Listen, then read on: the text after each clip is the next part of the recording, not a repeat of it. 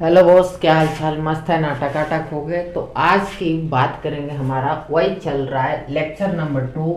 Chapter कौन सा चल रहा है? Reproduction in organism. ठीक है, ये है क्लास 12th का चैप्टर नंबर 1। कौन सा? Reproduction in organism, lecture number 2। अब देखो, पिछली क्लास में हम लोग बात कर लिए थे लाइफ स्पेन के बारे में। किसकी बात कर लिए थे? लाइफ स्पेन के बारे में बात कर लिए थे कि लाइफ स्पेन क्या होता है। वही the period from birth to the natural death, that's called life span. और उसमें हम लोग बहुत अच्छे से सब कुछ डील किए थे। उसके बाद बोले थे कि हम लोग का नेक्स्ट जो टॉपिक होगा वो रिप्रोडक्शन होगा, और आप ही के लिए तो ले आया टॉपिक, और वो टॉपिक आ गया रिप्रोडक्शन। कि रिप्रोडक्शन होता क्या है। ठीक है, सबसे पहले कि रिप्रोडक्शन होता क्या? रिप्रोडक्शन ध्यान में आते ही पहले रिप्रोडक्शन का वर्ड पे ध्यान दीजिए। रिप्रोडक्शन, रिप्रोड्यूस, रिप्रोड्यूस, रिप्रोड्यूस मतलब प्रजनन, मतलब कि दोबारा से जनन होते जा रहा है। तो ये क्या है? एक बायोलॉजिकल प्रोसेस है। क्या है? बायोलॉजिकल प्रोसेस है, जिसमें ऑर्गेनिज्म जो होता है ना, वो क्या करता है? रिप्रोड्यूस करता है। किसका? यंग वंस का। और जो कि अपने के तरफ से। अब ऐसा तो नहीं है कि भाई साहब गाय गाय अगर बच्चा देती है तो वो भैंस का होगा, वो बकरे का होगा, वो बकरी का होगा। मतलब वो अपने सिमिलैरिटी लेकर के आएगा। ऐसा नहीं, गाय का बच्चा है तो गाय का ही बच्चा कहलाएगा। ऐसा नहीं कि गाय अगर बच्चा देती है या भैंस अगर बच्चा देती है तो वो बकरी का हो जाएगा, घोड़े का हो जाएगा, गधे का हो जाएगा। ऐसा कुछ नहीं है। ठीक है, इंसान अगर बच्चा देता है तो वो इंसान का ही कहलाएगा। ठीक है, तो यही तो बात कहा गया कि रिप्रोडक्शन क्या होता है। तो रिप्रोडक्शन एक बायोलॉजिकल प्रोसेस होता है। क्या होता है? बायोलॉजिकल प्रोसेस होता है।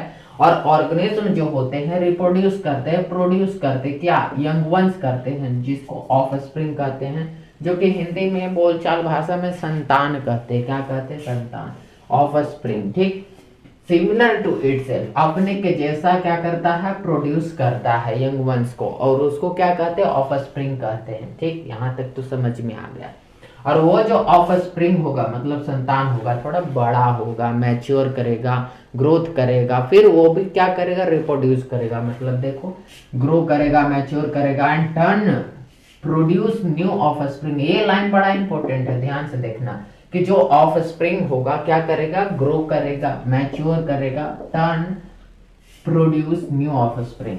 मतलब कि फिर से वो क्या करेगा? वो भी प्रोड्यूस करेगा एक नए ऑफस्प्रिंग। ठीक है, अब देखो उसके नेक्स्ट में, अतः इसी को क्या बोलते हैं? Cycle of birth, growth and death. क्या कहते हैं? Birth, growth and death. यही तो हमारा चक्र होता है, साइकिल होता है। किस चीज का?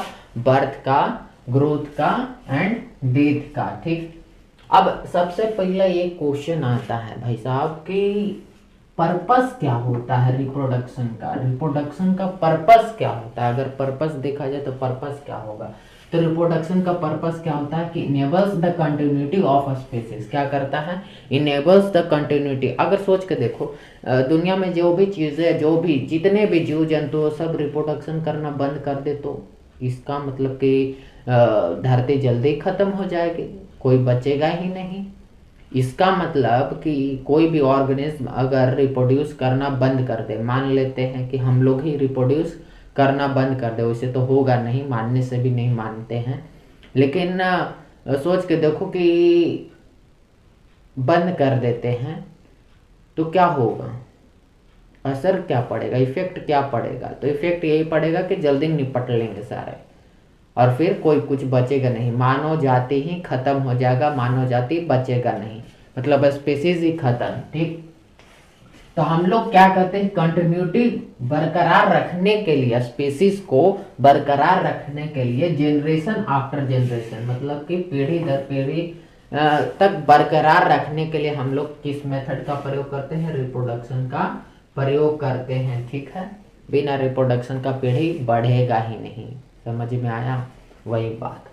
आगे देखिए, कुछ बेसिक फीचर्स है, बड़ा इंपॉर्टेंट है बेसिक फीचर्स, आपको ध्यान देना है कि बेसिक फीचर्स पर क्या। सबसे पहले, हर ऑर्गेनिज्म तो रिप्रोड्यूस करेगा ही, ऑल ऑर्गेनिज्म क्या करते हैं? रिप्रोड्यूस करते हैं, और सबका अपना अपना मेथड होता है, सबका अपना अपना मेथड। पढ़ेंगे, आगे पढ़ेंगे, आते हैं ना बाइनरी फिजन, मल्टीपल फिजन, उसमें भी बाइनरी फिजन में भी बहुत सारे टाइप्स होते हैं।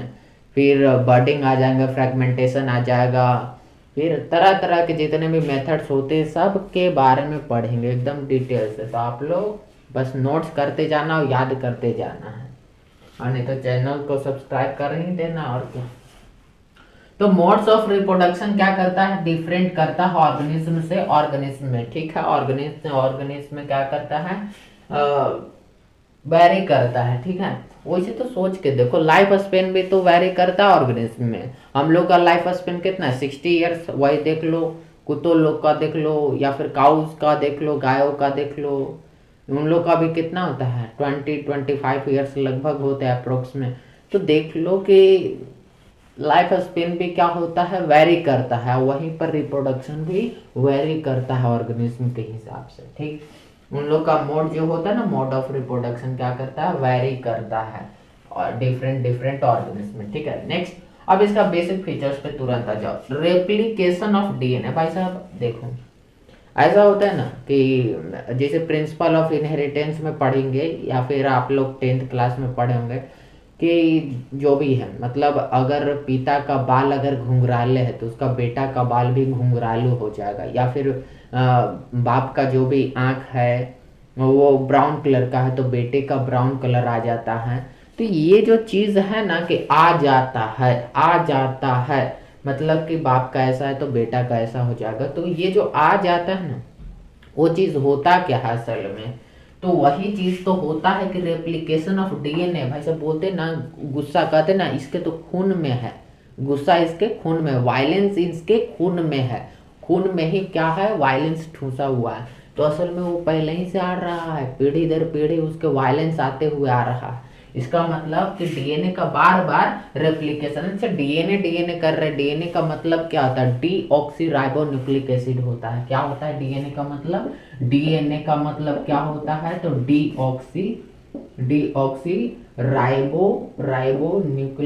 न्यूक्लिक एसिड होता है, ठीक है। ये भी याद रखिएगा, क्योंकि कभी जब भी आ जाता है फुल फॉर्म बताने के लिए कि डीएनए का भाई सब फुल फॉर्म क्या होता है, डीएनए कर रहे हो। वैसे तो ये वाटसन क्रिक के बता ही थे, लेकिन सोच के देखो कि डीएनए क्या होता है, तो राइबोन्यूक्लिक एसिड होता है। सेल में पढ़े होंगे ना डीएनए, ठीक है। रिप्रोडक्शन में भी और पढ़ना ही, अभी देखना है ना, बहुत सारा पढ़ना है टॉपिक, अभी और पढ़ करिएगा। देखिए ये जो होता है, ठीक है, replication of DNA, this is the molecular basis of reproduction. ये जो होता है ना, मॉलिक्यूल के बेसिस पर रिप्रोडक्शन होता है। अच्छा, एक साइटोलॉजिकल होता है, देखो आगे मिलेगा यहाँ पर, देखो साइटोलॉजिकल बेसिस के आधार पर रिप्रोडक्शन होता है। इसके बारे में अभी तुरंत बता रहे कि साइटोलॉजिकल क्या, तो यहाँ पर अभी देख लो कि क्या होता है, मॉलिक्यूलर के आधार पर रिप्रोडक्शन होता है, ठीक है। मॉलिक्यूलर के आधार पर रिप्रोडक्शन होता है। अब यहाँ पर देखो कि सेल डिवीजन जो होता है, सेल डिवीजन, नेक्स्ट पॉइंट में, कि सेल डिवीजन ओनली मिटोटिक और both mitotic and meiotic, this is a cytological basis of reproduction. अच्छा, ये मिटोटिक क्या हो गया, मिटोटिक क्या हो गया, ये मिटोटिक मतलब क्या होता है और मियोटिक मतलब क्या होता है। देखो मिटोटिक का मतलब कुछ नहीं है, मिटोसिस से आया है, मिटोसिस से आया है, मिटोसिस से। अब ये क्या होता है भाई साहब, और अच्छा ये मियोटिक क्या होता है, तो ये मियोसिस से आया है, मियोसिस से आया। अच्छा, मियोसिस मिटोसिस क्या होता है समझाइए। तो देखो मिटोसिस मियोसिस क्या होता है, सबसे पहले ध्यान में देखना। जैसे कोई ऑर्गेनिज्म है, क्या है, ऑर्गेनिज्म है, मान लेते हैं, ठीक है, ये ऑर्गेनिज्म है, इसके दो पार्ट बन जाएंगे, इसके दो पार्ट हो जाएंगे। सेल के आधार पर देखो ऐसे पार्ट लेते हैं, सोमैटिक सेल होता है और एक जर्म सेल आते हैं। क्या आते हैं, सोमैटिक सेल आते हैं, सोमैटिक सेल और एक जर्म सेल आते हैं, जर्म सेल। अच्छा, जर्म सेल क्या होता है, सोमैटिक सेल क्या होता है, सोमैटिक सेल वेजिटेटिव सेल बोलते हैं, असल में इसको वेजिटेटिव सेल बोलते हैं, वेजिटेटिव सेल। और जर्म सेल में क्या होता है, ध्यान से देखना। सबसे पहले वेजिटेटिव सेल में देखना कि फॉर्मेशन ऑफ अ बॉडी, मतलब बॉडी का निर्माण होता है, फॉर्मेशन ऑफ बॉडी।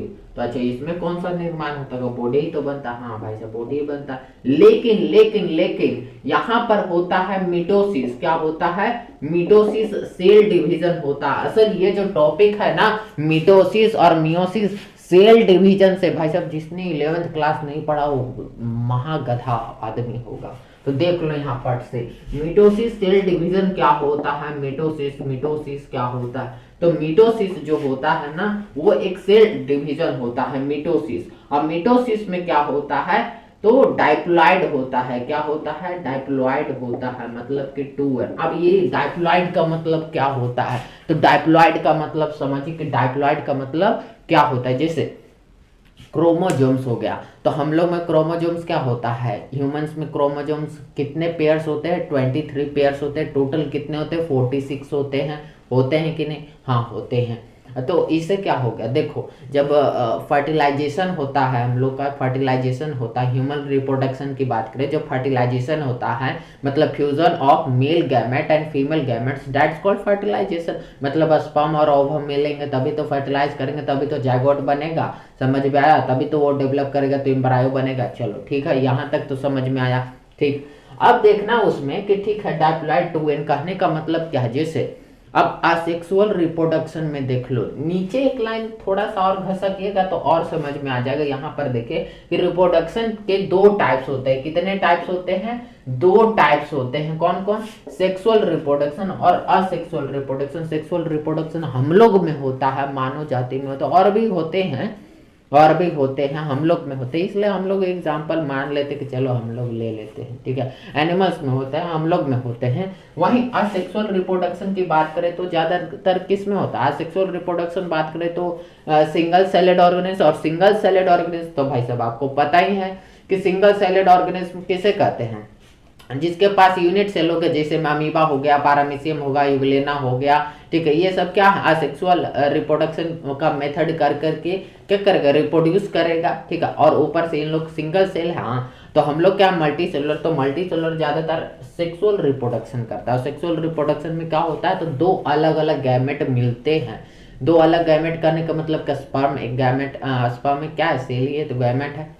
और वैसे एनिमल गैमेट बोलो ज़्यादा बेहतर रहेगा। और यहाँ पर देखा जाए फीमेल में, तो फीमेल में एक बनता है तो स्पर्म। और वही प्लांट्स की बात करेंगे तो स्पर्म नहीं बोलते हम लोग, उसको पोलन ग्रेन कहते हैं। क्या बोलते हैं, पोलन ग्रेन कहते हैं। प्लांट्स में क्या बोलते हैं हम लोग, प्लांट्स में हम लोग क्या बोलते हैं, पोलन ग्रेन बोलते हैं। क्या बोलते हैं, पोलन ग्रेन। वहीं बात करें एनिमल्स में, तो एनिमल्स में क्या बोलते हैं, तो एनिमल्स में हम लोग स्पर्म बोलते हैं, स्पर्म बोलते हैं। और ये स्पर्म प्लस ओवम मिल जाता है ना, एग मिल जाता है ना, तभी तो ये फर्टिलाइज करता है, और फर्टिलाइज करके क्या बनता है, तो जाइगोट का निर्माण होता है। क्या होता है, जाइगोट बनता है। समझ में आया, इसी को तो फर्टिलाइजेशन कहते हैं, जाइगोट बनता है। फिर वही डेवलप करता है तो क्या बन जाता है, एम्ब्रायो बन जाता है। क्या बनता है, एम्ब्रायो बनता है। फिर बाकी प्रोसेस है, तो बाकी प्रोसेस फिर उस चैप्टर में बात करेंगे, अभी इसका बस इतना ही काफी है, ठीक है।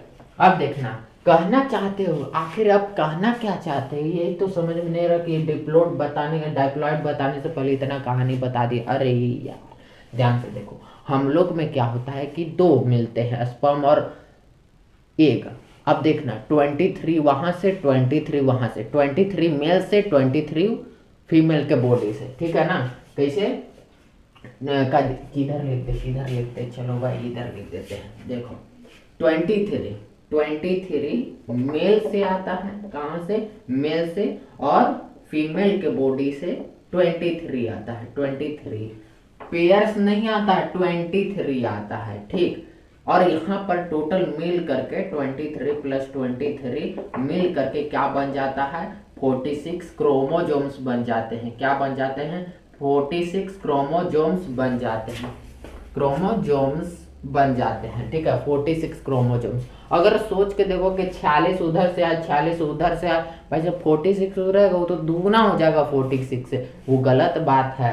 तो ये जो चीज है ना, यहाँ हम लोग के बॉडी में तो 46 क्रोमोजोम्स है, तो इसका मतलब ये नहीं कि 46 क्रोमोजोम्स 100% चला जाए, हम लोग में से आधा जाता है, फिर फीमेल के बॉडी में से आधा आता है, आधा आधा मिल करके एक पूरा का निर्माण करता है। मतलब कि 23 वहां से 23 उधर से दोनों मिला तो 46 बन गया। ठीक है, स्पर्म उधर से आया, ओवम उधर से आया, मतलब 23 उधर से आया, 23 हाफ आता है, पूरा नहीं आता, हाफ आता है। तो 23 मिल करके क्या बनता है, 46 बनता है। समझ में आया? तो यहाँ पर हाफ आता है, तो इसलिए ये जो जर्मोला में है ना, ये हैप्लॉइड होता है। क्या होता है, हैप्लॉइड, मतलब एन होता है। और इसी में जो प्रोसेस होता है ना सेल डिवीजन का, वो होता है मियोसिस। मियोसिस होता है। तो असल कोई बोले कि मियोसिस वाला में क्या होता है, तो हैप्लॉइड होता है, माने एन सेल होता है, मतलब कि हाफ आता है। H for haploid, H for half, H for haploid और H फॉर हाफ, मतलब कि आधा आता है। याद रहेगा ना, H फॉर हैप्लॉइड और H फॉर हाफ, मतलब कि आधा आता है। कहाँ से, मेल के बॉडी से और फीमेल के बॉडी से आधा क्रोमोसोम्स आता है। मतलब टोटल 46 होते हैं, तो आधा क्या होगा, 23। तो 23 मेल के बॉडी से, 23 फीमेल के बॉडी से दोनों मिलेगा, तो टोटल नंबर कितना क्रोमोसोम्स हो जाएगा, 46। इसलिए तो यहाँ पर हैप्लॉइड चलता है। लेकिन लेकिन लेकिन लेकिन ये जो चीज है ना, असेक्सुअल रिप्रोडक्शन में यहाँ पर होता है मिटोसिस, और मिटोसिस में डायप्लॉइड होता है। क्या होता है, मिटोसिस में डायप्लॉइड होता है। तो मिटोसिस में डायप्लॉइड होता है तो वहां पर 100% आ जाता है। मतलब कि अगर मानो 46 है किसी ऑर्गेनिज्म, तो 46 के 46 आएगा। वहां थोड़ी ना होता है कि स्पर्म और फीमेल मिलेगा, स्पर्म मिलेगा और एग मिलेगा, ऐसा थोड़ी प्रोसेस होता है। वो तो अपने बॉडी से में, उसमें तो आओ पता नहीं चलता कि बाप कौन, बेटा कौन, माँ कौन, बेटी कौन, ये सब में तो आओ नहीं पता चलता असेक्सुअल रिप्रोडक्शन में। वैसे देख लो, अमीबा बनाता है ना, बाइनरी फिजन के द्वारा रिप्रोडक्शन करता है, तो उसमें कैसे पता चलता है, कुछ पता नहीं चलता है कि बाप कौन, बेटा कौन, माँ कौन, बेटी कौन, ये सब कुछ पता नहीं चलता है। लेकिन वही बात कर रहे जर्म सेल हम लोग वालों में तो पता चलता है कि हाँ ये बाप है, ये माता जी है, ये बाप जी हैं, तो इसमें पता चलता है। लेकिन उन लोग वाला में, अमीबा वाला में, पैरामीशियम वाला में नहीं पता चलता, क्योंकि उन लोग में डाउटर सेल बन जाता है। तो डाउटर सेल फिर से क्या करता है, फिर से डाउटर सेल बनाने लगता है। तो उसमें घंटा समझ में नहीं आता कि आखिर बाप है तो साला केकर बाप है, कहाँ के बाप है, कहाँ गया वो बाप, मिलबे नहीं करेगा। इसलिए तो पहले एक्सेप्शन में बताए थे कि सिंगल सेलेड ऑर्गेनिज्म जो होते हैं वो क्या होते हैं, मॉर्टल होते हैं। क्या होते हैं, मॉर्टल, मतलब अमर होते हैं। भाई जब कुछ वर्ड में हो गया हो गड़बड़, लेकिन कोई दिक्कत नहीं, उन लोग क्या होते हैं, अमर होते हैं, कभी मरते नहीं है। भाई जब पता नहीं चलता कि बाप कौन, बेटा कौन है, तो इसमें मरेगा कैसे, कुछ पता नहीं चलेगा, नया ऑर्गेनिज्म बन जाता है। वही बात कर रहे हम लोग वाले में, तो हम लोग क्या होते हैं, इमॉर्टल, मतलब कि अमर नहीं होते हैं। भाई साहब अमर नहीं होते, समझ में आ गया। तो वही बात करें तो डायप्लॉइड में क्या होता है, 100% क्रोमोसोम्स आ जाता है। समझ में आया। तो यही बात होता है माइटोटिक और मियोटिक में। मतलब कि ये माइटोटिक कुछ खास नहीं है, मिटोसिस वाला है। और पूरा डिटेल चाहिए ना भाई साहब, सेल डिवीजन वाला वीडियो देख लो, समझ में आ जाएगा। और ये जो चीज है मियोसिस होता है, मिटोसिस, आखिर मतलब हमें लग रहा है ऐसा कि आपको समझ में आ गया होगा कि मिटोसिस क्या होता है और मियोसिस क्या होता है। अब यहीं पर तो वो सारा चीज सेल डिवीजन वाला समझाया नहीं जा सकता, क्योंकि वो अलग टॉपिक है और ये अलग टॉपिक है। मिटोसिस और मियोसिस जो है वो सेल डिवीजन का पार्ट है, लेकिन थोड़ा बहुत हमने बता दिया जितना आपको चल सकता है इस चैप्टर में। ठीक है, आगे में देखो एक और चीज है कि फॉर्मेशन ऑफ रिप्रोडक्टिव बॉडीज और यूनिट। यहाँ पर जो होता है ना, बनता है तो एक यूनिट्स बन जाते हैं, फिर एक बॉडीज का निर्माण हो जाता है। रिप्रोडक्शन करने के बाद क्या बनता है, एक बॉडीज या फिर एक यूनिट्स का निर्माण हो जाता है। चलो बात समझ में है। Development of reproductive bodies into offspring. अब जो बॉडीज होता है भाई साहब वही तो संतान बनते हैं, सिंपल सी बात है, वही तो डेवलपमेंट करता है। ये जो डेवलपमेंट वाली बात है ह्यूमन रिप्रोडक्शन में फुल डिटेल से पता चलेगा कि भाई साहब डेवलपमेंट क्या चीज का डेवलपमेंट कर रहा है, समझ में आ गया। और अभी तुरंत तो बताया कि रिप्रोडक्शन के कितने टाइप्स होते हैं, 2 टाइप्स होते हैं, सेक्सुअल रिप्रोडक्शन और असेक्सुअल रिप्रोडक्शन। समझ में आया। तो आशा करते कि आपको समझ में आ गया होगा। तो थोड़ा सा फिर से रिवीजन कर लेते हैं पार्ट से। देखिएगा सबसे पहले रिप्रोडक्शन क्या होता है, बायोलॉजिकल प्रोसेस होता है। ठीक है, ऑर्गेनिज्म जो होता है प्रोड्यूस करता है यंग वंस, समझ में आ गया, जो कि अपने एक संतान का प्रोडक्शन करता है। ठीक है, अपने के जैसा, सिमिलर टू इटसेल्फ। बताए ना, गाय अगर बच्चा देती है, ठीक है, तो वो क्या होता है, गाय का ही बच्चा कहलाता है। आदमी अगर बच्चे देता है, मतलब औरतें अगर बच्चा देती है तो क्या होगा, औरतें मतलब आदमियों का बच्चा कहलाएगा। ऐसा नहीं कि वो गधे का बाप मतलब ये हो जाएगा। समझदार है, बस समझदार को इशारा काफी है, समझ में आ गया। आगे देखो, अब यहाँ पर देखो ऑफ स्प्रिंग जो होता है, मतलब संतान जो होता है वो बड़ा होता है, मैच्योर होता है और टर्न करता है प्रोड्यूस और न्यू ऑफस्प्रिंग, मतलब वो भी बड़ा होगा, ग्रो करेगा, मैच्योर करेगा, वो भी प्रोडक्शन करने लगेगा। बात है तभी तो जनरेशन बढ़ेगा। नॉटी बॉय, समझ में आ रहा है। फिर देखो, दस there is a cycle of birth growth and death. यही तो भाई साहब चक्र होता है। क्या, जन्म लेगा और ग्रोथ करेगा और मर जाएगा। क्या होगा, जन्म लेगा ग्रोथ करेगा मर जाएगा, बात खत्म। वही बात करो, what is the purpose, purpose की बात करें तो पर्पस क्या होगा, पर्पस की क्या भाई साहब, पर्पस समझ में नहीं है। अरे पर्पस भाई साहब कंटिन्यूटी के लिए, किसका, स्पीसीज का, generation to generation, generation after generation, पीढ़ी के बाद पीढ़ी बढ़ना चाहिए ना। तो उस स्पीसीज को कंटिन्यूटी, मतलब इस अर्थ पर कंटिन्यूटी बरकरार रखने के लिए रिप्रोडक्शन ही एक बायोलॉजिकल प्रोसेस है जो कि हम लोग प्रयोग करते हैं अपने के स्पीसीज को बचाए रखते। समझ में आया एकदम, आइए गया होगा। अब देखो यहाँ पर ठीक बेसिक फीचर्स, तो बेसिक फीचर्स वही है कि मतलब कि अलग अलग ऑर्गेनिज्म में अपना अपना मोड रिप्रोडक्शन होता है, ठीक है। फिर रेप्लिकेशन ऑफ डीएनए, डीएनए तो अभी तुरंत बताया कि यहाँ पर डीएनए का क्या होता है, रेप्लिकेशन होता है, ठीक है। रिप्रोडक्शन में एक चीज और याद रखना कि हम लोग में क्या होता है कि रिप्रोडक्शन जब होता है तो भाई साहब चेंजेस आ जाते हैं, इसलिए उसको वेरिएशंस कह देते हैं। तो इसलिए एक चैप्टर भी है, principle of inheritance and variation, ठीक है ना। तो वेरिएशंस में क्या होता है कि हम लोग में जब कोई ऑफ स्प्रिंग बनता है तो भाई साहब कुछ ना कुछ, अब 100% मूवीज के जैसा 2 कॉपी नहीं बनता है, 100% नहीं बनता कि मेरा जो चेहरा है तो आने वाला जो आएगा, मतलब अभी तो नहीं लेकिन आएगा कभी तो मेरा ही शक्ल का होगा, ऐसा नहीं है। मूवीज में ऐसा दिखाता होगा जो कि बहुत बड़ा गलती है, सही नहीं है। समझ में आया, तो यही चीज आपको पता होनी चाहिए, ठीक है। उसके बाद फिर बताया यही सेल डिवीजन, सेल डिवीजन में भाई साहब मिटोटिक, मिटोटिक जो है कौन कहाँ से आया, तो मिटोसिस से आया, और मियोटिक जो है मियोसिस से आया, और ये जो होता है साइटोलॉजिकल बेसिस, साइटोलॉजिकल के आधार पर रिप्रोडक्शन होता है, ठीक है। मिटोसिस और मियोसिस भाई साहब तो अभी तुरंत समझा, नहीं समझ में आया तो पीछे करके देख लेना, ठीक है। क्या देख लेना कि सोमैटिक ऑर्गेनिज्म जो है वो दो प्रकार के होते हैं, मतलब 2 सेल में हम लोग ऐसे नॉर्मली बांट देते हैं। एक सोमैटिक सेल जिसको वेजिटेटिव सेल कहते हैं, एक जर्म सेल, जर्म सेल में हम लोग आ जाते हैं, मतलब कि एक गैमेट का निर्माण होता है, गैमेट निर्माण होता है, गैमेट में मेल में होता है स्पर्म बनता है, फीमेल में एग बनता है। वही बात करें प्लांट्स में, तो प्लांट्स में स्पर्म थोड़ी ना बोलेंगे, पोलन ग्रेन बोलते हैं, इधर लिखा है ना, देखो प्लांट्स में क्या बोलते हैं, पोलन ग्रेन बनता है। वही एनिमल्स की बात करें तो स्पर्म में, और स्पर्म ओवम मिल जाता है तो क्या होता है, फर्टिलाइज करता है, तो यही तो जाइगोट बनता है, जाइगोट वही पे डेवलप करके एम्ब्रायो बनता है, यही सब बात है और क्या।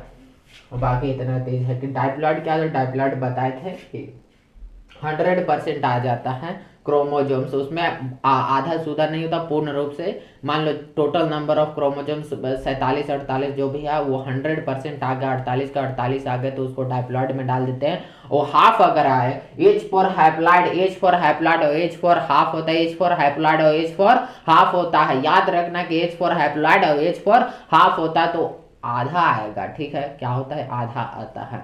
तो ये आधा आने वाला जो प्रोसेस होता है वो सेक्सुअल रिप्रोडक्शन में होता है, हैप्लॉइड सेल। तो आप नहीं ना कभी नहीं बोलोगे कि हैप्लॉइड और डिप्लॉइड क्या होता है। हैप्लॉइड में क्या होता है, हाफ सेल का है, हाफ नंबर ऑफ क्रोमोजोम्स आते हैं। समझ में आया, चलिए ठीक है।